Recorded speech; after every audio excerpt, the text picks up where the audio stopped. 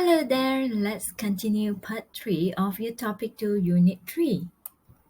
In this part, we would discuss about trade agreements and some trade organizations. Free trade agreements, or more commonly known as trade agreements, are actually formal agreement or treaty between countries with the purposes to break down, to remove or to reduce trade barriers such as tariff or subsidy or quota and so on in order to facilitate free flow of goods and services across border. Generally, there are three forms of trade agreements. The global agreement involves member countries from around the world, while multilateral or regional agreements involve three or more countries, usually within the same region, and the purpose is similar to the normal trade agreements, which is to reduce trade barriers among the participating countries in order to increase economic integration. While bilateral agreements is much simpler, which involve only two countries. For example, in between Australia and Malaysia, we have MAFTA, Malaysian Australia Free Trade Agreement. We have China and Australia Trade Agreement. We call it as CHAPTA. As of 2022, Australia signed 16 free trade agreements. These involve multilateral and bilateral trade agreements with several countries in the world. Next, let's take a look at trading blocs. It is basically the economic integration that involve a group of countries, usually within the same region, to protect themselves from the non-members. And this coalition or integration is now getting more and more important to shape the pattern of the world trade. The four important trading blocs that influence the Australian economy are European Union (EU), Asia Pacific Economic Cooperation (APEC), North America Free Trade Agreement (NAFTA), and ASEAN Free Trade Areas (AFTA).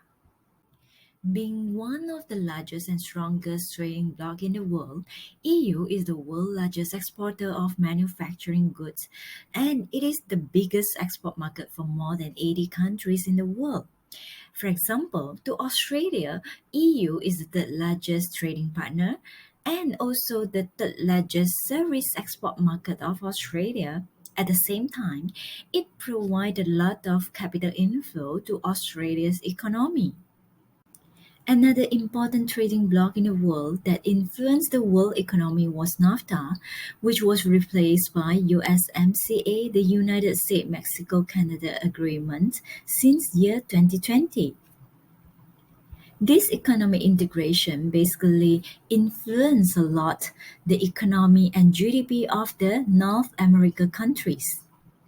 Consisting of major developing nations in the world, APEC, the Asia-Pacific Economic Cooperation that involve 21 nations in the Asia-Pacific rim, actually is playing a very significant role to influence the Australia's trade. It makes up more than 75% of Australia's international trade. AFTA is a rather smaller sub-economic integration within the Asia-Pacific rim, which consists of 10 nations. Even though the scale is smaller than EU and North America trading bloc, AFTA is actually a bigger export market for Australia than EU and North America. And it is the top three trading partner to Australia, which make up 15% of Australia's total trade. The trade volume of merchandise has tripled since 1967. The last part of this chapter is about international organizations.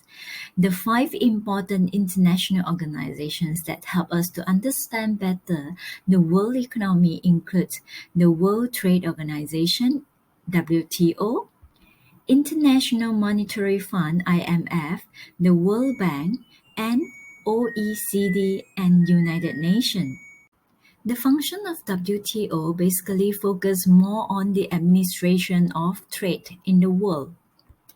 Generally, WTO facilitate and assist trade-related matters and trade-related agreements.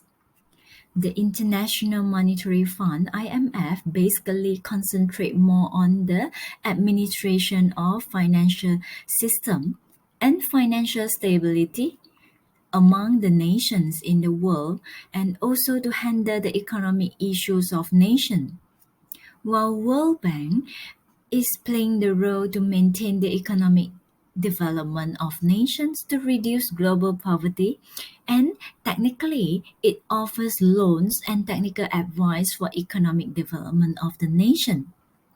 OECD stands for Organizations for Economic Cooperation and Development. It's actually a source of statistical, economic, and social data that provide detailed analysis for countries' reference. And it is also the key forum for governments to address their policy-related challenges and issues in order to identify best practice for nations to carry out their economic development plan.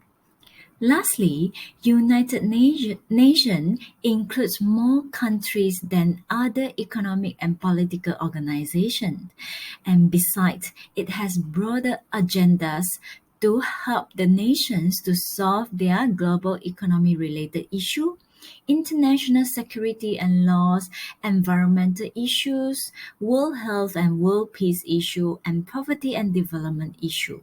And that's the end of your topic 2, free trade and protection in your unit 3.